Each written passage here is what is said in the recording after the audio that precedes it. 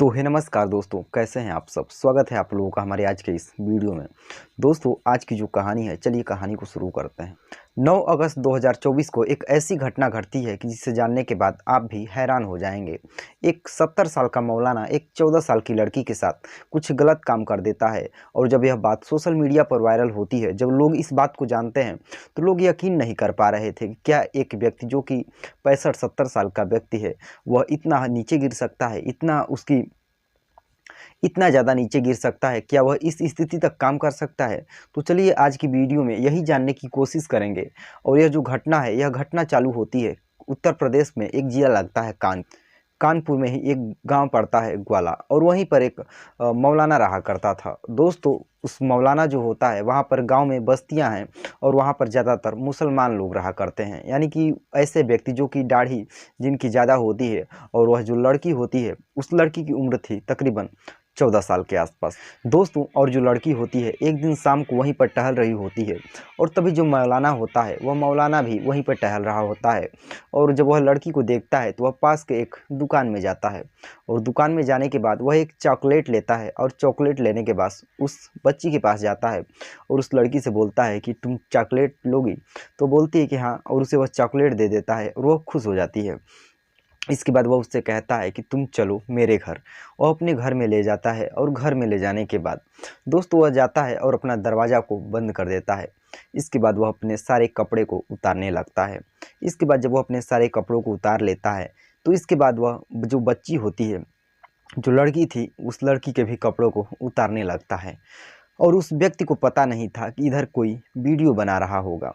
इसके बाद वह जब जैसे ही कपड़ों को उतार रहा होता है, तभी आधा कपड़ों को उतारा था कि तभी दरवाजे को तोड़ दिया जाता है। उसे लगता है कि काफ़ी ज़्यादा मतलब बाहर से कुछ आवाज़ें आ रही हैं या शोर हो रहा है, कुछ धम्म से की आवाज़ें लगती है जैसे कुछ गिरा हो, क्योंकि किसी ने दरवाजे को मार कर तोड़ दिया था, क्योंकि अंदर से कुंडी लगा था। इसके बाद इधर सारे जो लोग होते हैं वह इकट्ठा हो जाते हैं, और उधर जो व्यक्ति था, वह वो 3 लोगों ने मिलकर यह घटना को अंजाम दिया था। यानी कि 3 लोगों ने मिलकर सारे लोगों को बुलाया था। एक व्यक्ति जो था वह रिकॉर्ड कर रहा था वीडियो को, और जो 2 लोग थे वह दरवाज़ा को तोड़ते हैं और सारे गाँव वालों को आकर, मतलब जो वहाँ के आस-पास लोग रह रहे थे, उन लोगों को बुलाते हैं और सारी घटना को दिखाते हैं। इसके बाद जो मौलाना होता है, वह झूठ बोलने लगता है। वह कहता है कि नहीं, इसने मेरा मोबाइल चुराया था। मैं इसके मैं इसको बुलाकर मोबाइल चेक कर रहा था कि कहीं मोबाइल तुमने कहीं मतलब छुपाया तो नहीं अपने कपड़े-उपड़े में, इसीलिए कर रहा था। इस बात से जो वहाँ के लोग थे, कुछ लोग तो यकीन कर लेते हैं। जब कुछ लोग यकीन करते हैं, तो मौलाना इसी बात के बहकावे में उन लोगों से बात करता है, बहकाता है, और वह वहाँ से धीरे से निकल लेता है।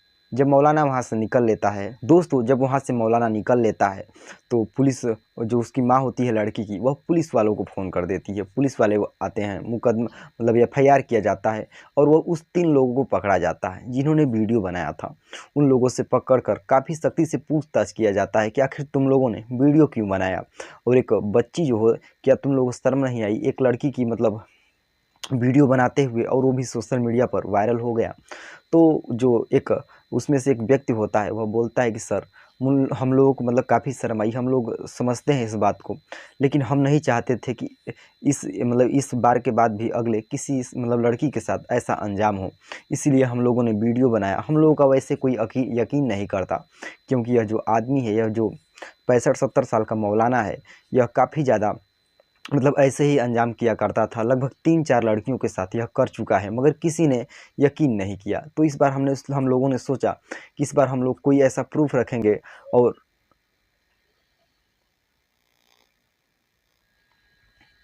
इसके बाद जो पुलिस वाले होते हैं, वह उचित से उचित कार्यवाही करते हैं, उन 3 लोगों को छोड़ देते हैं।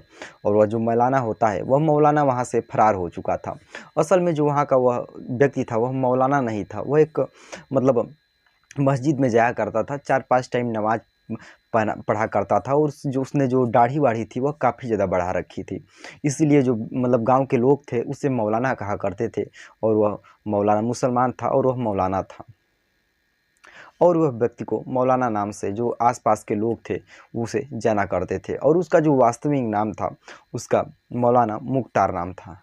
इसके बाद जो होता है, उन मतलब उस मौलाना के खिलाफ़ एफआईआर दर्ज कर लिया जाता है। जब उसके खिलाफ़ एफआईआर दर्ज किया जाता है, तो वह जो उस टाइम पर वहाँ से 9 अगस्त को वह फरार हो चुका था और पुलिस उसको अब ढूंढ रही थी। अब जो बच्ची होती है उससे काफ़ी ज़्यादा सदमा लग चुका था। उसे सदमा इस बात का लग चुका था क्योंकि वह जो जब भी किसी दाढ़ी वाले व्यक्ति को देखती थी तो देख कर वह घबरा जाती थी। उसे ऐसा लगता था जैसे सदमा सा आ गया हो, क्योंकि उसने उस व्यक्ति ने उसके साथ ऐसा काम कर दिया था कि वह अचंभों में आ जाया करती थी। जब भी किसी ऐसे व्यक्ति को देखती थी तो वह घबरा जाया करती थी और अपनी माँ, अगर उसकी माँ उसके पास में होती थी तो उसे पकड़ कर मतलब लिपट जाया करती थी। ऐसा लगता था कि जैसे यह बहुत ही ज़्यादा डर गई हो। लगभग अब 9 अगस्त जो 2024 की यह बात थी, अब 3 दिन बीत जाते हैं।